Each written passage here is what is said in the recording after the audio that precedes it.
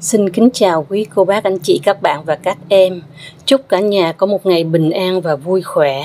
Trân trọng giới thiệu đến mọi người tác phẩm Đường đi không đến của Xuân Vũ. Phần giới thiệu của bác sĩ Hồ Văn Trâm. Cảm nghĩ về Đường đi không đến của Xuân Vũ. Tôi nghĩ rằng khi đọc tập hồi ký Vượt Trường Sơn này của nhà văn Xuân Vũ, mỗi độc giả tùy theo thân thế và tâm sự riêng biệt của mình, có thể có những cảm nghĩ rất khác nhau. Người thích phiêu lưu mạo hiểm, say mê những chân trời xa lạ, những câu chuyện sôi nổi được tác giả ghi chú rất linh động trong tập sách. Kẻ ưa mơ mộng, thương cảm nỗi vất vả nhọc nhằn của người nữ vũ công, có đôi bàn chân sáp, đúc trầy trụa vì đá tai mèo trên những đỉnh núi cụm trời. Chính khách thời thượng gật gù khen nội dung tốt, độc giả khó tính, tặc lưỡi cho là sách tuyên truyền. Tôi lại nghĩ rằng mỗi độc giả chúng ta, dù khen dù chê văn tài của tác giả, dù chăm chú, dù hời hợt, theo dõi diễn biến câu chuyện, đều không thể chối cãi một sự kiện hiển nhiên là nội dung cuốn sách đượm tính chất xác thực, không dài dòng lê thê, không hoa hòe hoa sói, không bịa đặt, không xuyên tạc, không phỉ báng ai mà cũng không ca tụng ai. Người viết chỉ ghi lại những điều mắt thấy tai nghe cùng những cảm nghĩ của mình trên đường vượt Trường Sơn trở về Nam thi hành nhiệm vụ giao phó. Tính chất xác thực này, những ai đã từng leo đèo vượt núi, những ai có liên hệ ít nhiều với dãy Trường Sơn trùng điệp đều làm chứng cho tác giả. Nói một cách khác, tập hồi ký này ghi lại trung thực một đoạn đời của nhà văn Xuân Vũ trong sự nghiệp phục vụ quê hương. Tôi gặp nhà văn Xuân Vũ giữa năm 1971, sau khi anh đã thành công vượt mọi gian khổ, vượt dãy Trường Sơn, nhưng không vượt được nỗi khủng hoảng ngày đêm, dằn vặt tâm tư. Đường đi không đến, trên đường vô Nam, anh đã đến nơi đến chốn, nhưng trên đường tiến tới sự nghiệp, phục vụ quê hương, đường đi đã bế tắc. Đau đớn cho anh đã tiêu phí 20 năm trời, đã đi trên con đường ngày nay bí lối đó. Cơn khủng hoảng thật là trầm trọng, khủng hoảng tâm thần, khủng hoảng lý tưởng. Tôi nghĩ rằng trường hợp của nhà văn Xuân Vũ không phải là một trường hợp cá biệt. Một số độc giả chúng ta cũng như rất đông anh chị em ruột thịt chúng ta còn ở bên kia chiến tuyến, ngày đêm cũng khắc khoải suy tư về một lối thoát vẹn toàn cho cơn khủng hoảng thời đại đó. Khắc khoải suy tư, khủng hoảng tâm thần, khủng hoảng lý tưởng. Bởi lẽ chúng ta còn là người Việt Nam, là dòng máu sôi sục trong huyết quản chúng ta, đầy ắp truyền thống Việt Nam, hào hùng của biết bao nhiêu thế hệ tiền bối Việt Nam. Tôi nhớ là đã nói chuyện nhiều với nhà văn Xuân Vũ về đường đi không đến của anh, của số đông chúng ta, và khuyến khích anh cố gắng vượt qua cơn khủng hoảng tâm thần để tìm đi đúng con đường vì dân vì nước. Để dẫn chứng, tôi đã tâm sự với nhà văn Xuân Vũ về việc gia tiên ngày xưa đương chức tri huyện Lệ Thủy, Quảng Bình, lúc vua Hàm Nghi xuất cung truyền hịch đã khẳng khái treo ấn từ quan, hưởng ứng việc Cần Vương, để rồi ngậm ngùi thống hận tử trần, tuổi chưa được 40. Sau này, gia nghiêm khăng khăng, không chịu ném bút lông, cầm bút sắt. Tuy giữ được khí phách sĩ phu, nhưng cơn khủng hoảng lý tưởng càng trầm trọng hơn, đường đi hoàn toàn nghẽn lối. Tôi đã nói cho nhà văn Xuân Vũ biết là kinh nghiệm dòng họ khiến cho tôi ngày nay nghĩ rằng chúng ta không thể quá khích mà cũng không thể tiêu cực. Đường đi của chúng ta phải là con đường thích nghi với hoàn cảnh năm châu họp chợ, thích nghi với trình độ kỹ thuật không gian và thế quân bình lực lượng của các đại cường. Đành rằng chúng ta yêu nước nồng nhiệt, đành rằng chúng ta lập chí lớn lao, nhưng chúng ta phải biết lượng sức dân, sức nước. Yêu nước thì phải thương dân, trước hết phải lo cho dân có cơm áo. Yêu nước nhất quyết không phải là mưu đồ sự nghiệp cá nhân, mặc cho dân chúng lầm than, quê hương tan nát. Yêu nước càng không phải là điên cuồng nhắm mắt đưa toàn dân vào con đường đấu tranh ngu xuẩn và vô vọng, có thể mang tới hậu quả diệt quốc diệt chủng. Yêu nước lại càng không phải là cưỡng bức nhân dân thắt lưng buộc bụng, nhịn đói nhịn khát, để tập trung tài nguyên nhân lực vào việc dùng vũ lực mưu toan áp đặt một nền nếp suy tư và những phương thức hành động đã được đúc khuôn mà dân chúng không mong muốn. Các nhà cầm quyền miền Bắc nên ra khỏi tháp ngà để ngẫm nghĩ về điều đó. Tôi lại cũng nghĩ rằng yêu nước không phải là tiêu cực chống đối, những lời phê bình vô trách nhiệm, thái độ bất hợp tác hoặc lề lối buông xuôi, chỉ biết thở ngắn than dài, ưu thời mẫn thế, không phải là phương châm hành động của con cháu những người đã xông xáo ra Bắc vào Nam, bình chim phạt Tống, gây dựng nên cơ đồ ngày nay để lại cho chúng ta. Yêu nước thì không thể thản nhiên nhắm mắt, ngồi bất động để mặc bọn ma đầu phá hoại cơ nghiệp cha ông. Yêu nước thì phải tích cực hoạt động, xây dựng đổ vỡ, vun vén tình hình, loại bỏ sâu dân mọt nước, dạy dân, nuôi dân, cho dân sinh dân trí mỗi ngày một thêm phát triển. Các bậc có trí thức tại miền Nam tự do này nên nghĩ tới trường hợp vua Chiêu Hòa nước Nhật Bản sau ngày bại trận, khôi phục lại địa vị đại cường. Ai bảo hành động của vua Chiêu Hòa từ năm 1945 đến nay lại không sáng suốt và ích lợi cho quốc dân Nhật Bản như công cuộc Duy Tân của Minh Trị Thiên Hoàng 100 năm về trước. Trên con đường sự nghiệp phục vụ quê hương, đi như Xuân Vũ đi trong tập hồi ký này thì đường đi nhất định không đến. Đi như Xuân Vũ đang đi ngày nay thì đường đi nhất định phải đến. Sài Gòn, ngày 2 tháng 7 năm 1973, bác sĩ Hồ Văn Châm.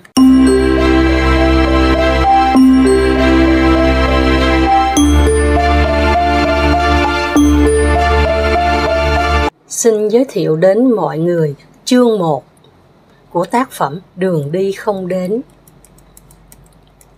Bộ đội ở phía sau đi tới, họ khiêng, họ vác, họ gánh, lặng lẽ, nặng nề, từng nhóm, từng người, có khi 50-70 thước mới có một tốp, một người. Cự ly hành quân chẳng rõ được quy định là bao nhiêu, đó là vì Trường Sơn hiểm trở, nhưng trước nhất là vì đôi chân. Thấy bộ đội đi, tôi và Lâm nhường bước, nép vào đường, quần áo họ móc cời, có cái vai áo rách toạc xuống nửa cánh tay, nhiều mái đầu như rú rận. Họ đi ngang đã nghe thấy một mùi chua khét lạ lùng. Nòng súng họ nhét dẻ rách hoặc để trống hốc, sét rơi ra vàng oách. Nhiều người gánh hẳn hoi bằng một thanh tre tươi, ba lô một đầu súng và cạc túc xê một đầu, như gánh những sâu thịt lợn. Người đi sau chót vừa đi vừa rên khừ khừ. Tưởng đơn vị đã đứt đuôi, tôi sửa soạn cho đoàn của tôi tiếp tục. Nhưng nhìn lại thì thấy đơn vị còn lục tục ở phía sau. Đột nhiên Lâm hỏi tôi: "Này, về tới Nam Bộ, anh sẽ ăn món gì trước nhất?" "Chè đậu." Tôi đáp không cần suy nghĩ. Vì sao tôi không cần suy nghĩ? Bây giờ, khi nhớ lại, tôi mới hiểu ra rằng đi đường mất calorie nhiều quá, lúc nào cũng thèm đường.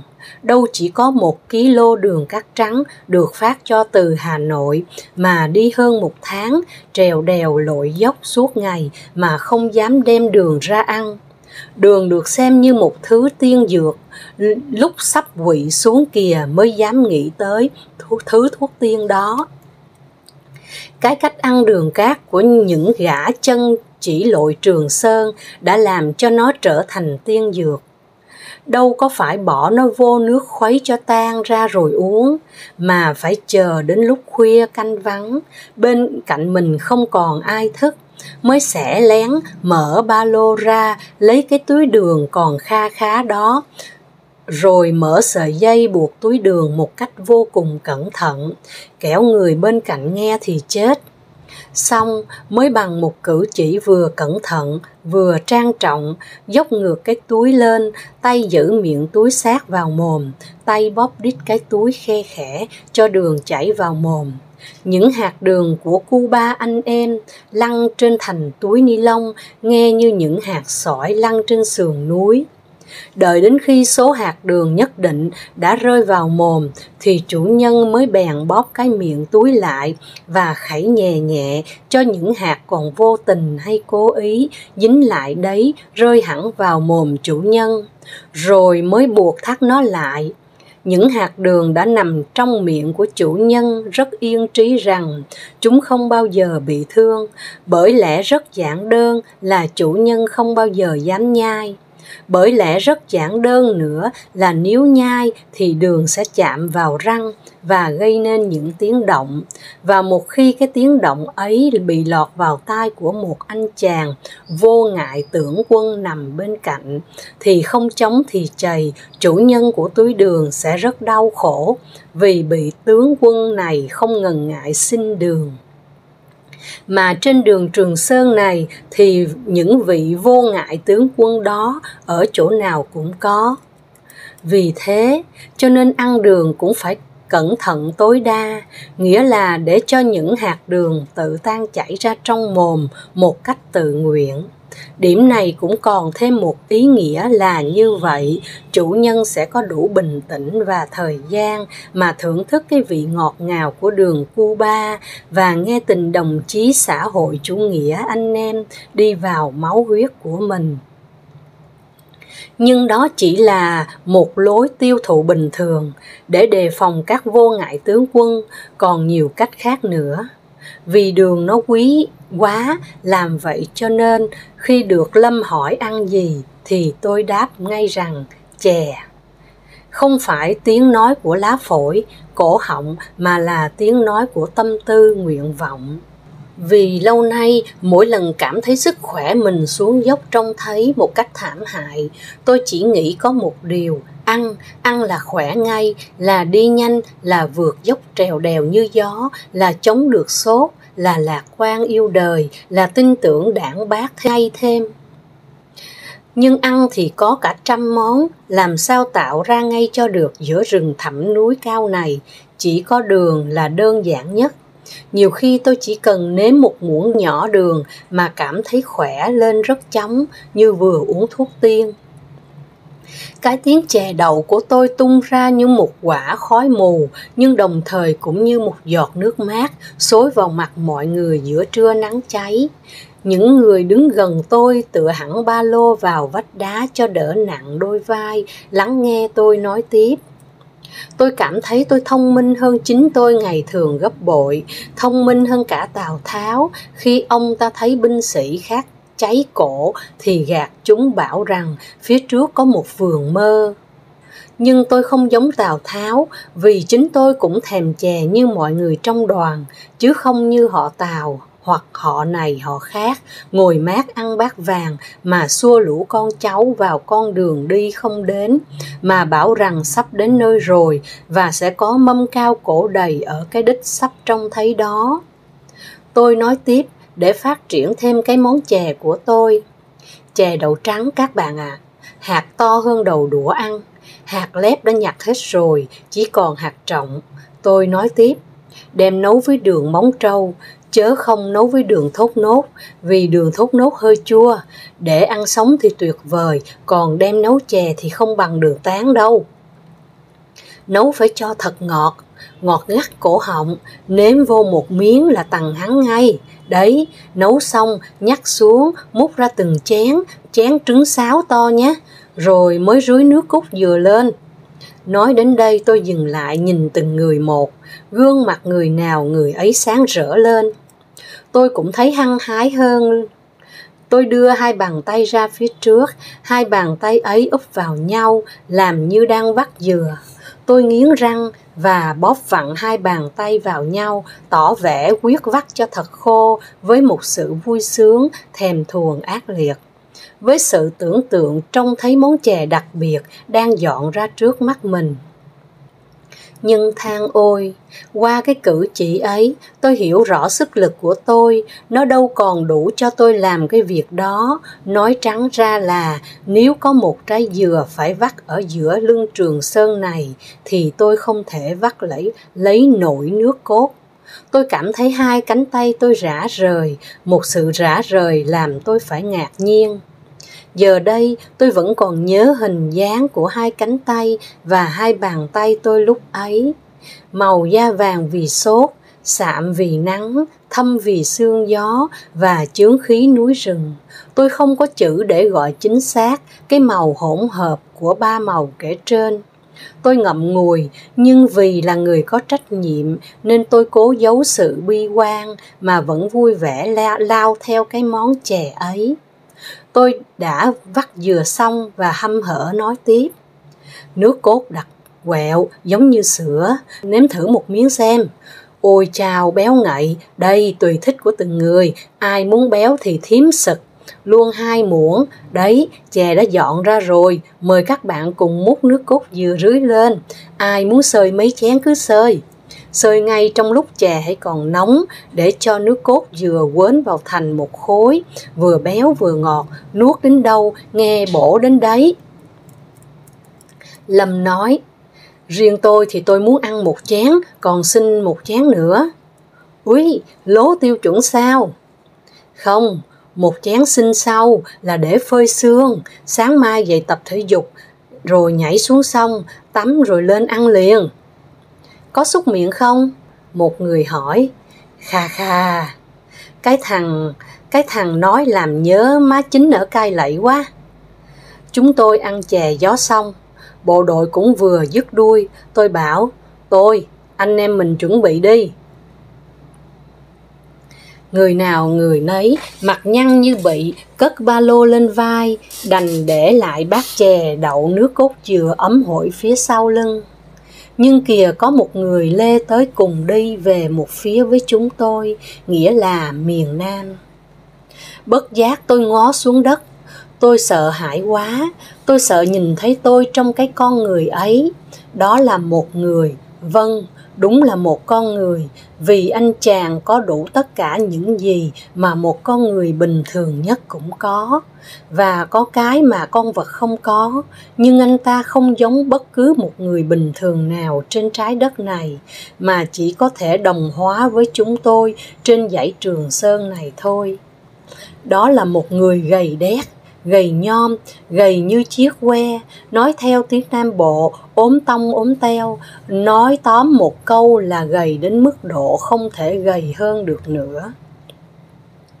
Má anh ta không còn thịt, để lòi ra những góc cạnh trên mặt, mắt anh mở thau láu, không phải vì tỉnh táo, mà có lẽ vì đôi mi cứng đờ không khép lại được nữa. Bộ răng trên còn nguyên, nhô hẳn ra ngoài, càng gây cho mọi người một sự gớm ghiếc của người chết. Với chiếc môi trên nhếch lên, trong người anh, cái bộ phận không gầy, vì không gầy đi được, đó là bộ răng này. Mái đầu anh che kín dưới làn mũ tai bèo, vành mũ cong chụp xuống che kín đôi tai, đồng thời như cũng muốn che lấp lấy đôi tai, không cho nó thu nhận bất cứ việc gì bên ngoài, vì tất cả sự việc gì bên ngoài cũng không hay ho cả, nên làm một kẻ mắt mù tai điếc mà lên bước trên con đường tối đại vinh quang này. Còn chiếc mũ nữa, tôi không thể chỉ nói về nó có bấy nhiêu thôi, vì đó là chiếc mũ tai bèo của giải phóng quân Bách Chiến Bách Thắng. Nó có điểm hay là muốn dùng nó làm gì cũng được, khăn lau mồ hôi, dẻ nhắc nồi, thậm chí mà lại rất thông dụng, nếu chỗ ngồi không đẹp, người ta cũng không ngần ngại dùng đến nó. Chiếc nón của bạn này được giữ dính vào đầu anh ta bởi một cái quai nhỏ bằng chiếc đũa choàng hoa hầu. Điều đó rất bình thường, nhưng ở đây anh bạn lại treo một chiếc khăn lông nhỏ ướt lòng thòng xuống trước ngực như bộ râu vĩ đại của lão già Noel. Chân anh lê đi, khỏi phải nói, với sự tiếp sức của hai chiếc gậy bằng mây mà hai tay anh cố chống tới đều đều, một thứ chân giả mà trông ra có vẻ có nhiều sức lực hơn đôi chân thật của anh ta. Anh ta đi qua trước mặt chúng tôi, không nhìn ai. Không hiểu anh ta thuộc đơn vị nào, đau ốm từ bao giờ, và nhất là anh ta suy nghĩ những gì khi lê bước chân trên con đường vào Nam theo lệnh của Đảng Bác giải phóng miền Nam. Tôi đã gặp anh ta trên nhiều chặng đường, cho nên tôi quen mặt anh ta, nhưng tôi muốn xem đó là một điều gì không có thực, mà đó chỉ là một cái bóng, một cái vong hồn vất vưởng hiện lên như một thứ ma quái giữa chốn hoang vu mà thôi. Bởi vì làm sao lại có thể có một cán bộ, một đội viên hay một dân công với hình hài tư thế và bước đi như vậy được trên con đường tối hậu vinh quang này? Vâng, anh ta đang đi giải phóng miền Nam trong một cuộc hành quân thần tốc. Nhưng cuộc đời vẫn công bằng chính trực, nó không để cho ai phải chịu riêng đau khổ một mình.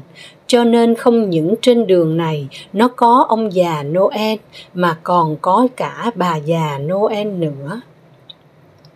Bà Noel đó là cô Thu trong đoàn tôi. Cô vừa trật chân 4 hôm nay, nhưng cô không dám nằm lại vì sợ cái nỗi đêm khuya thân gái dặm trường ở giữa núi rừng ma thiên nước độc và đầy những cọp hùm rắn rết này. Một thân gái bồ liễu như cô thì làm sao mà dám nằm lại. Hơn thế nữa, khi ra đi, ông chủ nhiệm Ủy ban Thống nhất Trung tướng Nguyễn Văn Vịnh có đến gặp chúng tôi và bảo rằng đoàn chúng tôi về đến nơi sẽ có chính phủ liên hiệp. Tình hình sáng sủa hơn bây giờ nhiều. Như vậy ai mà nằm lại cho được. Còn một giò cũng phải nhắc cò cò đi tới chớ. Lâm nhìn tôi và Thu nói: bà Noel đi trước đi, đụng đầu mãi mà chẳng có tí quà nào cả. Thu không cười, cũng không ai cười, vì cười cũng là một hình thức vận động làm cho mất nhiệt lượng đi. Đã không cười, Thu lại còn hơi cáu. Thu chống gậy, lê cái chân sưng vù đi tới và càu nhàu: buốt tận tủy đây mà còn quà với cát. Tôi thấy thương tâm quá, với lại cũng có một phần trách nhiệm nên tôi không nỡ bỏ Thu rơi lại phía sau. Cứ bước một bước, Thu lại nhăn mặt. Thu phải cân nhắc từng bước một, phải tìm một chỗ phẳng rồi mới từ từ đặt chân lên. Thu sợ tất cả mọi hòn đá trên mặt đường, mà cái mặt đường vinh quang, đường giải phóng miền Nam này có chỗ nào là không lởm chởm đá và gai. Thu quen đi guốc cao gót, nhảy múa trên sạp phẳng như mặt hồ Gươm và uốn mình theo những điệu nhạc làm rung động lòng người. Thu quen trình diễn dưới ánh điện rực rỡ và quen nghe những tràng vỗ tay tán thưởng tài nghệ của nàng. Đôi chân của nàng làm bằng sáp chứ đâu phải đúc bằng đồng bằng sắt như chân pháo binh bộ binh. Ấy vậy mà chưa học xong chương trình múa ba lê, nàng đã xung phong đăng ký vào Nam biểu diễn cho đồng bào Sài Gòn xem. Tôi nhìn bàn chân và cổ chân của Thu, thật đáng ngại. Nó bầm xanh, thịt da có lẽ đã thối ở bên trong, nó đang mưng mủ. Tôi nghĩ dại, đời cô văn công ca múa này thế là hết. Nó mà xì mũ ra, gì chưa biết, chứ phải lấy Trường Sơn làm nhà, ít nhất là nửa năm. Anh em khặt khừ qua mặt chúng tôi hết. Tôi cũng không nhớ rõ lúc bấy giờ là bao giờ. Chúng tôi cũng không thích mặt trời, mặt trăng và ngay cả mặt người. Người thân đi bên cạnh cũng không thích nhìn nốt. Có cái gì hay ho đâu. Chỉ còn tôi và Thu sót lại sau rốt. Tôi thấy Thu không thể đi nổi nữa. Tôi bèn bảo Thu cởi ba lô đưa tôi mang hộ. Thu không ngần ngại tí nào. Có lẽ nếu tôi không bảo, Thu cũng sẽ nhờ tôi. Ba lô tôi đã nặng, lại còn đeo thêm giùm người ta. Ốc không lo phận ốc, lại còn làm cọc cho riêu là thế. Tôi và Thu bỗng trở nên đôi bạn đồng hành, khăng khít không phải vì tình cảm mà vì hoàn cảnh. Vậy là tôi không lo bị cô đơn dọc đường, nhưng mỗi đứa đau một bệnh. Tôi thì sốt, còn Thu thì què. Đứa nào cũng sợ bệnh mình cứ nặng thêm lên và lo bạn mình chóng lành hơn mình và sẽ bỏ lại mình với núi rừng và người ngợm không quen. Hai đứa chỉ đi một quãng ngắn thì Thu ngồi phệt xuống và kêu nhức. Thu rưng rưng nước mắt và ôm cái bàn chân như một cục than lửa, muốn bốc nó lên mà trái lại không dám sờ đụng nó. Tôi hỏi Trọng, không ráng lên nổi chút nữa à? Thu lắc đầu mếu máo. Tôi hơi bực mình nhưng cũng thương tâm. Tôi hỏi, Thu có dầu nóng không? Không. Có thuốc đỏ không? Không anh ạ. Có cù là không? Có nhưng mà hết rồi. Tôi bực mình quát, cái gì cũng không có vậy. Thu cúi đầu. Thu nhìn hai bàn chân của mình sưng to như một chiếc bánh bò. Đi Trường Sơn không gì đáng sợ bằng sốt rét, không gì quý hơn đôi chân, thế mà Thu lại đau chân. Tôi ngồi xuống bên Thu, nhìn cô nàng. Đây là lần đầu tiên từ 1 tháng nay tôi mới có dịp nhìn kỹ một người con gái, hay đúng ra nhìn kỹ một con người. Thu đã biến đổi rất nhiều so với Thu trước đây hơn 1 tháng. Cái cổ Thu cao lên trông thấy và những ngón tay thì gầy đi để lồi lên những đốt xương. Còn những ngón chân, hai bàn chân, niềm tự hào của Thu bây giờ trông đến thảm hại. Tôi không dám nhìn nữa. Thu tự hào vì chân Thu đẹp. Thu biết rõ điều đó là vì chính nó nâng Thu bay lên như đôi cánh. Cho đến bây giờ tôi mới thấy xót thương. Cứ nghĩ lại cuộc sống trước đây 1 tháng của Thu thì tôi thấy thương người con gái vô ngần. Chân vũ nữ múa ba lê mà lại mang ra thử thách với đồi núi, với đá tai mèo Trường Sơn. Hà Nội đã đạt kỷ lục trong lối dùng người của họ, phải nói thêm rằng lối dùng người tàn nhẫn của họ. Tôi hỏi Thu, bây giờ em tính thế nào? Anh hỏi thế là thế nào? Nghĩa là... Tôi ngập ngừng không muốn nói rõ ý. Tôi muốn hỏi nếu đôi chân của Thu không lành thì Thu tính thế nào? Nhưng câu hỏi đó là cây kim sẽ chích vào bọt nước mắt đầy ướt của đôi mắt Thu, cho nên tôi lặng thinh và rẽ sang ý khác. Sao em không có chuẩn bị gì hết vậy? Anh cũng biết vì sao mà. Phải, cái thằng cha bí thư đoàn toàn nói láo, đi Trường Sơn cái gì cũng có, cũng cha Tây. Cứ ăn no phè phè rồi đi như đi dạo, chặng nào cũng có căng tin. Thu thở dài, Thu đưa tay gãi mấy vệt bùn trên bàn chân đau, lại thở dài và lắc đầu, còn tôi thì cứ căm gan thằng cha bí thư. Thu ngước lên nhìn tôi và nói, vì cả tin cho nên em đâu có chuẩn bị làm gì cho vô ích. Em còn khuyên bạn em về Hà Nội chỉ nên lượn phố cho bỏ những ngày xa cách sắp tới.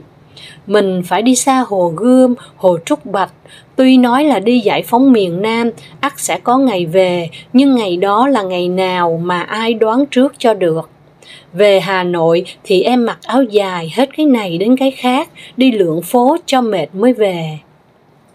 Thu lặng thinh giây lát rồi nói tiếp. Không biết các anh có tình cảm đó không, chứ riêng em thì thật là trẻ con như vậy đó. Nhiều khi em ứa nước mắt, em nghĩ chắc bây giờ mấy cái áo của em, chúng nó đang nhớ em lắm. Chật, bây giờ rủi mà phốc được về Hà Nội thì không dám chườn cái mặt ra đâu, và mặc áo dài đâu có được nữa, nó rộng thùng thình ai mà xem cho. Thu bị lôi cuốn theo tình cảm của Thu về Hà Nội. Sự thật, tôi thấy thương Thu và nhớ Hà Nội, không biết thương Thu hơn hay nhớ Hà Nội hơn. Có lẽ hai tình cảm như nhau, bởi vì trong Thu có Hà Nội, mà Hà Nội bao giờ cũng in đậm hình bóng Thu. Tôi còn thương Thu vì càng đi Nam thì Thu càng xa quê, còn tôi thì càng gần. Cuộc đi này có phải chăng chỉ có lợi cho tôi? Đôi lúc tôi cũng có cái tình cảm lạ kỳ này, tại sao bắt Thu phải bỏ nhà trường mà đi trên con đường khổ ải này, và phải chăng khi ra đi Thu tỏ ra rất tự nguyện, còn giờ đây Thu vẫn còn tự nguyện hành quân mà vẫn còn thấy những điều của các vị lãnh tụ nói với Thu là đúng. Nếu thế thì Thu khóc làm chi khi nhìn thấy đôi chân ngọc ngà của mình sưng húp. Tôi nói với Thu, anh đâu có đồ gì đâu mà mặc đi bát phố như em. Mùa hè thì sơ mi trắng Boberlin, quần kaki. Mùa đông thì cũng thế, thêm một bộ áo bông vĩ đại khoác bên ngoài. Nếu có mưa thì trùm một cái áo đi mưa, giày mo may bằng 2 tấm vải bạc Trung Quốc. Đầu trùm một cái kê bi có tai. Thế thôi, anh ra đi đâu có để lại cho bạn bè cái gì đâu, ngoài đôi giày hả họng và cái áo tố lãm của anh. Thu cười, vậy em tưởng anh có ít nhất vài ba bộ com lê chứ? Làm gì có. Còn xe đạp anh để lại cho ai? Anh để lại cho anh em trong xưởng Thống Nhất.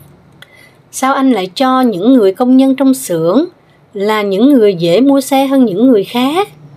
Tôi phì cười. Em ngây thơ quá, là vì anh chưa mua nổi, hiểu chưa? Anh chưa mua nổi hay là anh chưa có phiếu? Chưa mua nổi mà cũng chưa có phiếu em ạ. Vậy càng hay, còn em thì thật là oái âm.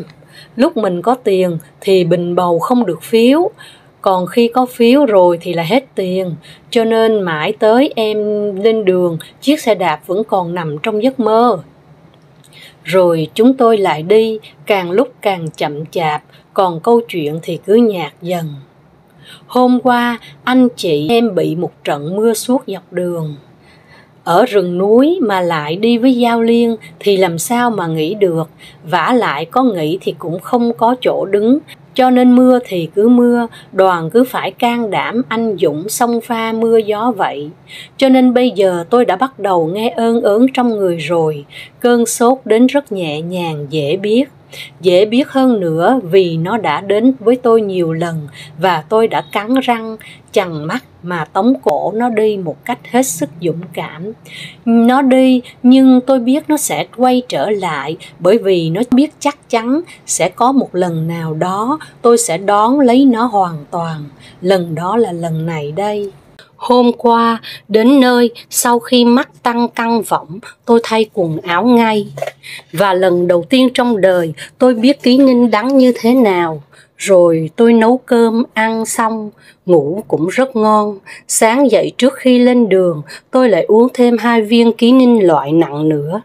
Khi rời Hà Nội, tôi định không mang cái túi thuốc của nhà trường cấp cho, cái gói nặng hơn ký-lô và gồm bằng mấy chục thứ thuốc, có cả thuốc trị rắn cắn, vì tôi cho rằng tôi không thể ngã bệnh được. Với cái quá trình 12 năm ở Hà Nội, không hề đi bệnh viện của tôi, chẳng ngờ cái quá trình đó không còn uy lực trên chặng đường này nữa. Với cơn sốt rét rừng, voi cũng ngã. Miệng tôi bắt đầu thấy đắng, những đốt xương sống như rời ra, tay thấy lười cử động, chân thì cứ lê đi nhưng càng lúc càng chậm, đầu choáng váng và mắt hơi hoa lên. Nắng loang lổ trên đường đá lởm chởm, tôi tìm những chỗ nắng mà bước. Nắng chạm vào da tôi, gây nên một phản ứng khó chịu. Tôi cảm thấy gay ngần ngật, không ấm áp tí nào, như mọi khi sau cơn mưa gặp nắng. Lũ vi trùng trong máu tôi như trông thấy rõ từng chú một, như những chú kiến chạy hàng đàn. Mỗi chú ngạm một hồng huyết cầu của tôi, như mỗi chú kiến tha một hạt gạo. Sự chuyển động của hàng triệu con vật li ti đó làm cho tôi mất thăng bằng. Cơn lạnh nổi lên từ trong máu, trong tủy, làm thế nào ánh mặt trời xóa tan đi được. Các bắp thịt của tôi như bị giãn ra hết, không còn sức bật nữa, và tôi nghe máu tôi loãng ra như có ai pha nước lã vào đấy. Tôi vung tay gồng mình thoi vào thinh không như boxer tập võ một mình. Tôi vặn mình sang bên này sang bên kia. Tôi cố vận chuyển tất cả những bắp thịt của tôi để chống lại cuộc tấn công thầm lặng của lũ vi trùng, nhưng cuối cùng tôi cũng đã rung lên. Và cuối cùng tôi phải bảo Thu chờ tôi đi rẽ vào rừng, đốn lấy một chiếc gậy. Tôi rút con dao trong lưng ra, một con dao găm, cán gỗ có ngấn, đánh vẹt ni màu nâu, lưỡi dao dày như lưỡi búa. Đó là con dao của hợp tác xã, xứ xã hội chủ nghĩa rèn, trao cho mỗi người đi giải phóng miền Nam. Con dao mà chúng tôi đã nguyền rủa ngay từ khi đốn cái cành tre đầu tiên làm đũa. Tôi chọn một cái cây nhỏ, ít nhánh và ngay ngắn trong một bụi của nó. Đó là một thứ cây rất giống cây mật cật của rừng U Minh, nhưng thu nhỏ lại còn độ 1/10. Tôi tưởng nó mềm lắm, chỉ độ vài dao là hạ được rồi. Chẳng ngờ tôi dạn thẳng cánh tay, bổ đến hơn 15 phút mà chẳng ăn thua gì.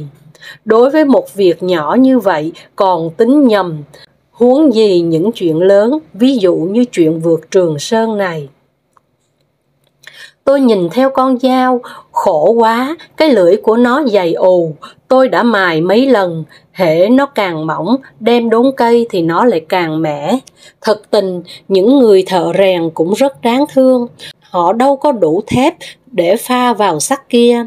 Nhà máy nấu thép ở Thái Nguyên chưa xây xong. Nghe đâu người ta có nấu thử một mẻ tốt lắm, đạt yêu cầu quốc tế, không thua gì thép của Trung Quốc và Triều Tiên. Nhưng khổ thay, họ chỉ nấu có đúng một mẻ để coi chơi thôi, chứ không nấu nhiều. Thật là bực mình.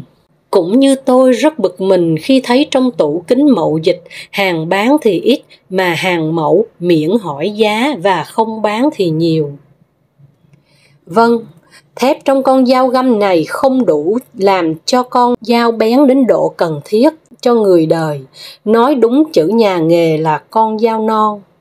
Cũng như những kẻ đi trên con đường này, khi mới xuất phát thì tưởng mỗi người như một lưỡi gươm linh, chém một phát là rụng đầu đối phương.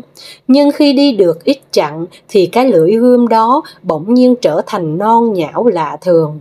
Cũng như con dao găm này đốn mãi không ngã đến cái cây lớn hơn ngón tay cái. Tôi lôi được cái cây gậy ra đường thì tay chân rụng rời.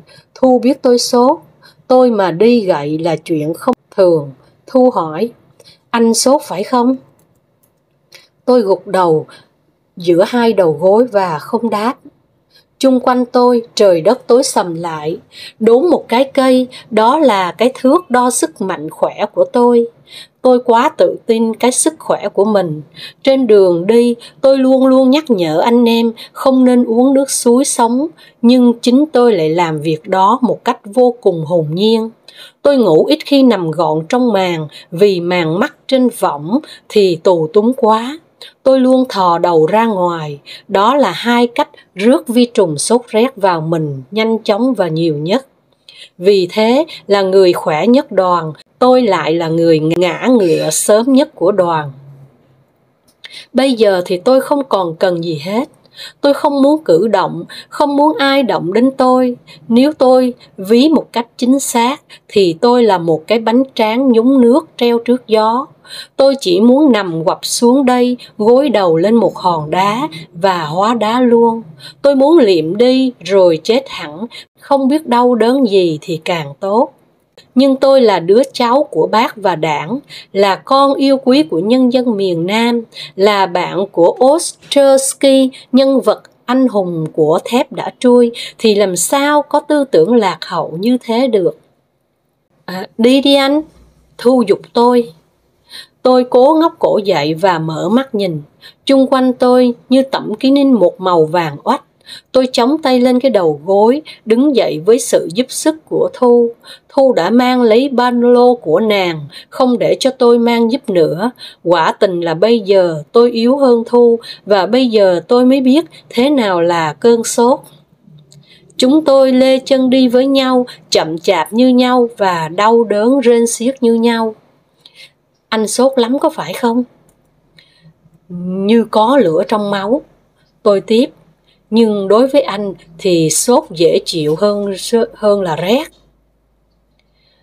Tôi sợ Thu chần chờ bận bịu với tôi nên tôi bảo, em đi trước đi.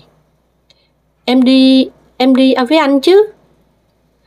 Không nên lướng vướng với kẻ ốm đau. Thu cứ đi đi, cả đoàn không ai ở lại đây hết. Được rồi, chừng nào tôi tới thì tôi tới. Tôi biết Thu là cô gái rất đôn hậu, ăn ở có tình nghĩa. Thu rất khổ tâm vì Thu không giúp được gì tôi trong lúc này.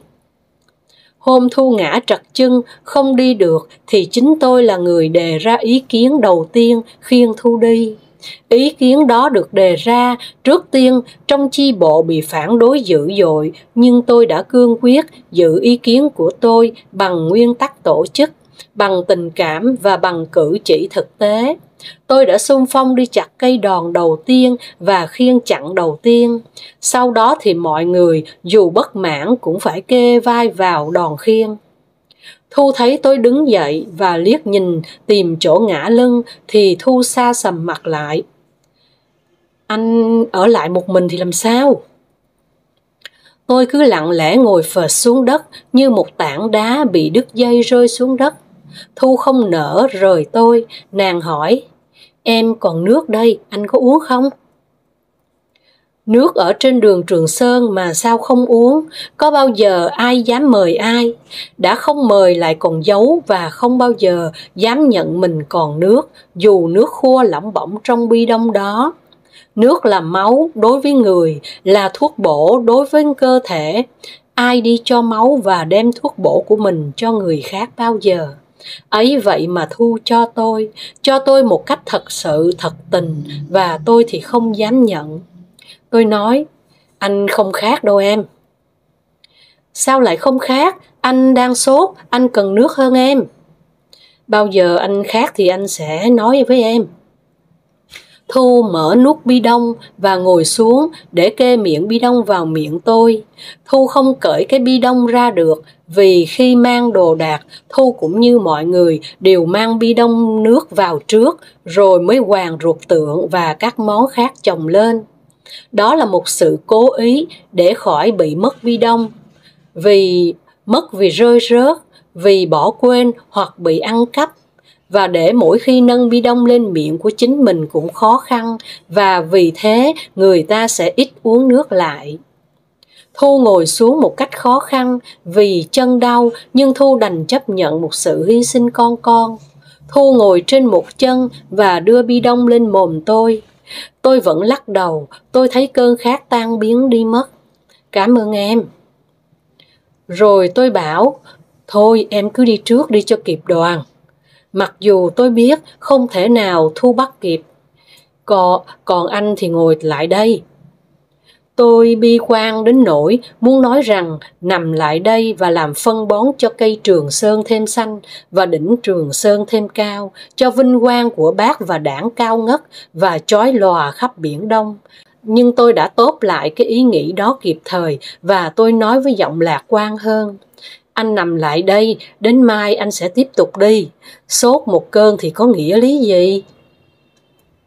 Thu càng bận bịu, tôi càng giục càng gắt gỏng, và cuối cùng có lẽ Thu nhận ra rằng tôi nói đúng nên Thu đi. Trên Trường Sơn này, bỏ nhau là chuyện tất nhiên. Người bỏ đi hình như cũng không ân hận gì hết, còn người bị bỏ lại cũng không hoặc không nên lấy đó làm buồn. Vì cái luật chung là ai cũng có thể là kẻ bị bỏ rơi và ai cũng có thể sẽ là bỏ rơi người khác. Cho nên cuối cùng rồi không ai ân hận, không ai trách ai. Vì ở lại làm gì? Thuốc men thì đứa nào cũng có, còn nấu cơm nấu cháo thì dễ dàng thôi, ai mà chẳng tự làm lấy được. Nếu rủi có chết thì cứ nằm đấy vài hôm rồi cũng rã tan ra mà thôi. Tôi nhìn Thu chống gậy, lê bước trên con đường nhấp nhô những hòn đá. Tôi nghĩ đến một màn múa tuyệt đẹp trên sân khấu của nhà hát lớn thành phố Hà Nội, cũng đôi chân ấy.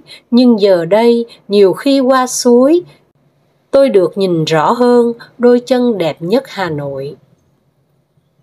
Rồi Thu khuất hẳn trong mắt tôi gục đầu xuống trên hai đầu gối, môi thấy khô khan. Tôi đã không uống ngụm nước của Thu mời, tôi cũng không hiểu tại sao, trong lúc tôi đang khát cháy cả ruột gan, có lẽ vì tự ái và tự trọng. Tôi định gục đầu, ngồi như thế cho đến bao giờ thì đến. Nhưng tôi ngồi chưa yên thì tôi đã ngạc nhiên, cái mặt phẳng mà tôi ngồi từ nãy giờ, ô hay, không phải bằng đá núi mà là bằng sắt. Nhưng tại sao lại có một tảng sắt to thế nằm giữa chỗ này? Câu hỏi đó làm cho tôi bừng tỉnh dậy và bắt đầu tìm hiểu. Sự tìm hiểu đó kéo dài không quá cái tích tắc, thì tôi đã nhận ra đó là cái đế súng cối. Nó bằng sắt thép thật. Đáng lẽ nó phải được nâng niu lau chùi và luôn luôn ở những nơi thích đáng. Nhưng vì nó bị vứt ở đây cho nên nó mới ra nông nỗi này. Nó mất hết chức năng, mất hết giá trị. Ai đi qua cũng dẫm lên, ai muốn ghé đít ngồi thì cứ ghé. Mấy ai còn nhìn ra nó như tôi, mà cho dù có nhìn ra nó đi nữa thì phỏng tôi đã làm được việc gì đối với nó. Nó đã rỉ sét, màu sét làm cho nó tiệp với màu đất nâu. Tôi bỗng thấy tỉnh người và tôi chua xót nghĩ đến số phận của tôi một cách duy tâm. Rằng sự gặp gỡ giữa tôi và cái đế cối này là một điềm gỡ cho tôi. Tôi vốn là một con người hay suy nghĩ, thì làm sao tôi không suy nghĩ cho được khi tôi ngồi ở đây mà sốt. Anh binh sĩ nào đã vứt cái đế cối xuống đây? Cái đế súng cối này đã từ trên vai một binh sĩ nào tuột xuống đây? Nó không muốn rơi xuống đây, nhưng vì người ta vứt nó xuống nên nó phải nằm ở đây. Nhưng binh sĩ đó tên gì?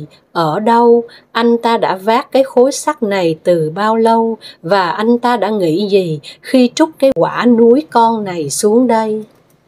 Trời ơi, tôi không hiểu được cái sức lực nào đã chuyển nổi cái đế cối 82 ly qua những dãy núi trùng điệp này. Trong khi tôi chỉ mang có một cái ba lô đựng toàn của riêng tôi, nghĩa là những đồ ăn, đồ ngủ mà chỉ mình tôi xài, không ai có quyền động tới.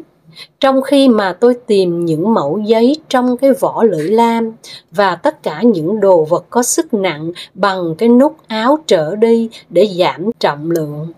Trong khi mà tôi chỉ mang giúp cho anh bạn chí thân của tôi một cái áo mỏng nặng không đến 300 gram và chỉ trên một quãng đường ngắn thì anh chiến sĩ này đã vác, ngoài cái ba lô của anh ta ra, cái đế cối này, một cái món đồ vật của anh ta nhưng không phải là của anh, không phải trên một quãng đường mà là suốt cả con đường.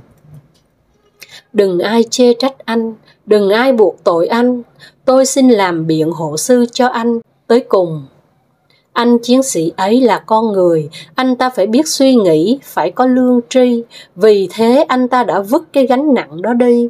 Anh vứt nó đi là phải. Bất cứ anh bộ đội con cháu cụ Hồ nào trên đường Trường Sơn này vứt súng đi cũng đều không đáng chê trách.